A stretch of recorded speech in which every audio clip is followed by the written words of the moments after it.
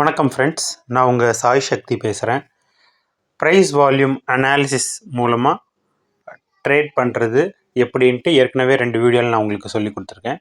So அந்த price volume analysis மூலமாக இன்றைக்கி நான் எடுத்த ஒரு சக்ஸஸ்ஃபுல்லான ட்ரேடை பற்றி தான் உங்களுக்கு சொல்ல போகிறேன். இன்றைக்கி பார்த்தீங்கன்னா மார்னிங் ஃபஸ்ட்டு இந்த கேண்டில் பார்த்திங்கன்னா ஒரு டோஜி கேண்டில் டைப்பில் ஃபார்மாக இருந்தது. இது புல்லிஷாகவும் இல்லை, பேரிஷாகவும் இல்லை. இதோட வால்யூம் பார்த்திங்கன்னாலும் நேற்று ஓப்பன் ஆன கேண்டிலோட வால்யூமை விட கொஞ்சம் கம்மியாகவே இருந்தது. ஸோ இந்த கேண்டிலில் எந்த டெசிஷனும் எடுக்க முடியாது அப்படின்னு தெரிஞ்சுது. ஸோ செகண்ட் கேண்டில் பார்த்தா செகண்ட் கேண்டிலும் ஒரு ஸ்பின்னிங் டாப் கேண்டில் மாதிரி தான் இருந்தது. அதுவுமே ஒரு ஃபோர்ஸாக ஒரு கேண்டிலாக இல்லை. அதுவுமே பார்த்திங்கன்னா இந்த வால்யூம் ப்ரொஃபைலோட ரெசிஸ்டன்ஸை அந்த கேண்டிலால் பிரேக் பண்ண முடியல.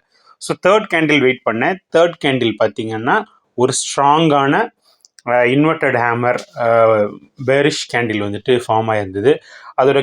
அதோட வால்யூமை நல்லா பார்த்திங்கன்னா அதுக்கு முன்னாடி இருந்த வால்யூமை விட கொஞ்சம் அதிகமாகவே இருந்தது. அது இல்லாமல் அந்த கேண்டிலும் ரொம்பவே ஒரு ஸ்ட்ராங்கான பேரிஷ் கேண்டிலாக இருந்துச்சு. ஸோ நான் அந்த கேண்டில் க்ளோசரில் என்ட்ரி எடுத்தேன். ஸ்டாப் லாஸ் வந்துட்டு அந்த வால்யூம் ப்ரொஃபைலோட ரெசிஸ்டன்ஸ் லெவலில் வச்சேன். டார்கெட் வந்து 1:2 வந்துட்டு செட் பண்ணேன். ஈஸியாக வந்துட்டு பார்த்திங்கன்னா ஒரு 15 மினிட்ஸில் ப்ராஃபிட் வந்துட்டு ஹிட் ஆகிடுச்சு. ஸோ இந்த ட்ரேடு வந்துட்டு நான் எடுத்ததுக்கான முக்கியமான காரணம் பார்த்திங்கன்னா இந்த வால்யூம் தான்.